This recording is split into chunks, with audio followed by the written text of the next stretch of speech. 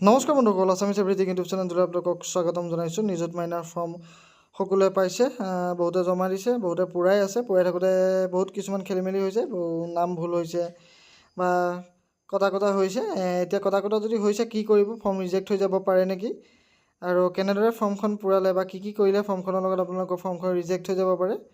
আৰু এবাৰ যদি আপোনালোকৰ ফৰ্মখন ৰিজেক্ট হৈ যায় তেনেহ'লে আপোনালোকে কেতিয়াও নিযুত মাইনা আঁচনি নাপাব। সেইটো আপোনালোক সাৱধান হৈ থাকিব। সেয়েহে আপোনালোকে কি সাৱধানতা অৱলম্বন কৰিব লাগিব ফৰ্মখন পূৰাওঁতে, এই ভিডিঅ'টো চাই ল'ব। যদি ভিডিঅ'টো ভাল পায় লাইক কৰি দিব, শ্বেয়াৰ কৰি দিব, আৰু যদি চেনেলটো এতিয়ালৈকে ছাবস্ক্ৰাইব কৰা নাই ছাবস্ক্ৰাইব কৰি দিবলৈ নাপাহৰিব। এইখন হৈছে নিযুত মাইনাৰ ফৰ্ম, এইখন UG ফাৰ্ষ্ট ইয়েৰৰ ফৰ্ম। এইখন ফৰ্ম সকলোৰে কাৰণে একেই। হাই ছেকেণ্ডেৰীৰ কাৰণে HS ফাৰ্ষ্ট ইয়েৰ লিখা থাকিব, আৰু মাষ্টাৰ ডিগ্ৰী কৰি থকা সকলৰ কাৰণে PG ফাৰ্ষ্ট ইয়েৰ, আৰু BEdৰ কাৰণে BEd ফাৰ্ষ্ট ইয়েৰ বুলি লিখা থাকে। গতিকে এইখনেই সকলোৰে কাৰণে প্ৰযোজ্য। ইয়াত প্ৰথমতে আছে নামটো। আপোনালোকৰ যদি নামটো কেনেবাকৈ লিখোঁতে ভুল হৈছে, আপোনালোকে তাৰ ওপৰত ঘঁহাই নিদিব, ডাবল মাৰ্কিং নকৰিব, জাষ্ট কাটি ছাইডতে আপোনালোকে লিখি দিব। যথেষ্ট সংখ্যক ঠাই আছে। নহ'লে আপোনালোকে সৰুকৈ হোৱাইটনাৰ ইউজ কৰিব, কিন্তু হোৱাইটনাৰটো এটা সৰু পৰিমাণত ইউজ কৰিব, লেপি নেপেলাব। তাৰপিছত ডেট অফ বাৰ্থটো আপোনালোকে অতি শুদ্ধকৈ লিখিব। এইটোত আপোনালোকে খেলি মেলি নকৰিব, ডেট অফ বাৰ্থটো শুদ্ধকৈ লিখিব, অতি ইম্পৰ্টেণ্ট। নাম আৰু ডেট অফ বাৰ্থটো ইম্পৰ্টেণ্ট। এইকেইটা লিখোঁতে আপোনালোকে খুব সাৱধানতা অৱলম্বন কৰি লিখিব। ফাদাৰ নেম, মাদাৰ নেম বা গাৰ্জেন, এইখিনি নাম আপোনালোকে লিখিব। ভুল হ'লেও আপোনালোকে কাটি ছাইডতে লিখিব, অভাৰৰাইট নকৰিব। অভাৰৰাইট কৰিলে আপোনালোকৰ এপ্লিকেশ্যনখন দেখিবলৈ বেয়া হ'ব, বা আপোনালোকৰ যদি নামটো পঢ়িব নোৱাৰা হৈ যায় তেতিয়াহ'লে এই ফৰ্মখন অথৰিটিয়ে ৰিজেক্ট কৰি দিব পাৰে।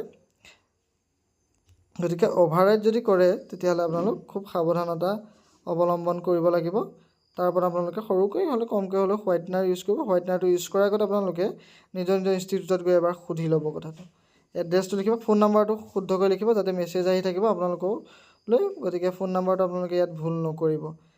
এডুকেশ্যন ডিটেইলছটো আপোনালোকে যদি কিবা কাৰণত ভুল হৈছে আপোনালোকে কাটি তাত ছাইডতে আকৌ লিখি দিব, ঘঁহাই নেপেলাব। আৰু হোৱাইটনাৰ যদি মাৰে তেতিয়াহ'লে কলেজক এবাৰ জনাই ল'ব, হোৱাইটনাৰ মাৰিব পাৰোঁ নে নোৱাৰোঁ। চমত ৰেজিষ্ট্ৰেশ্যন নাম্বাৰটো আপোনালোকক বহুত দৰকাৰী, সেইটো আপোনালোকে শুদ্ধকৈ ভৰাব, কোনো ধৰণৰ খেলি মেলি নকৰিব। আৰু এই ফৰ্মখন পূৰাৰ আগত আপোনালোকে গোটেই ডিটেইলছকেইটা ভালদৰে এখন ব্লেংক পেপাৰত পূৰাই ল'ব, যাতে আপোনালোকে ইয়াত পূৰাবলৈ লওঁতে ভুল নহয়। গতিকে এবাৰ প্ৰথমতে ডেমো হিচাপে পূৰাই ল'ব। মেইন কথাটো হৈছে একাউণ্ট নাম্বাৰ। একাউণ্ট নাম্বাৰত আপোনালোকে ভুল নকৰিব বা নঘঁহাব।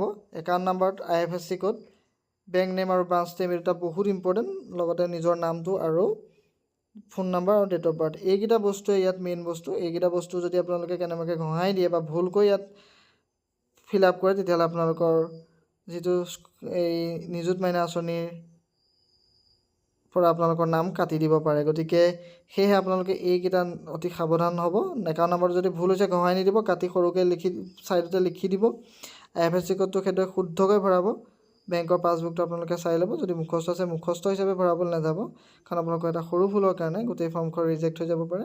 সেয়ে এইখিনি কাম আপোনালোকে নকৰিব। হোৱাইটনাৰ ইউজ কৰিলে এটা লিমিটেড পৰিমাণত সেই হোৱাইটনাৰটো ইউজ কৰে যেন, আৰু হোৱাইটনাৰটো ইউজ কৰাৰ আগত এবাৰ কলেজৰ অথৰিটিক সুধি ল'ব। যদি তেওঁলোকে কয় যে ইউজ কৰিব পাৰি তেতিয়াহ'লে ইউজ কৰিব। মোৰ মতেতো ইউজ কৰিব পাৰি, কিন্তু কম বেছি পৰিমাণে।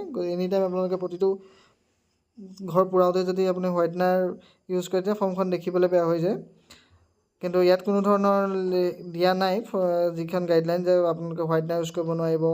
আৰু এটা কথা কওঁ যে ব্লু পেন ব্লেক পেনৰ কথা আছে, তেনেকুৱা কোনো কথা নাই। ব্লু পেনেই পূৰালেও হ'ব, ব্লেক পেনেই পূৰালেও হ'ব। গাইডলাইনত তেনেকুৱা ধৰণৰ কোনো নাই। গাইডলাইনত মাত্ৰ যিখিনি কথা আছে মই ক'লোৱেই।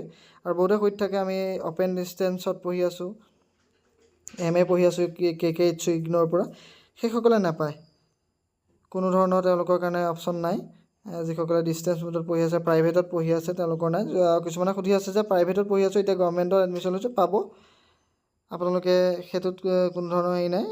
গভৰ্ণমেণ্টত যদি পঢ়ি আছে তেতিয়াহ'লে আপোনালোকে নিশ্চয় পাব। কিন্তু আপোনালোকে যদি BEd প্ৰাইভেটত কৰি আছে তেতিয়াহ'লেও আপোনালোকে নাপায়। গতিকে এইখিনি আছিলে মেইন কথা। আৰু পুনৰবাৰ কওঁ, ফৰ্মখন পূৰাওঁতে খুব সাৱধানতা অৱলম্বন কৰি পূৰাব। আৰু এটা কথা, এই যে আপোনালোকৰ যিটো নাম, সেই নামটো যদি আপোনালোকৰ ইয়াত চহী কৰোঁতে যদি পাৰ হৈ গৈছে বাউণ্ডেৰী, তেতিয়াও কোনো প্ৰব্লেম নাই।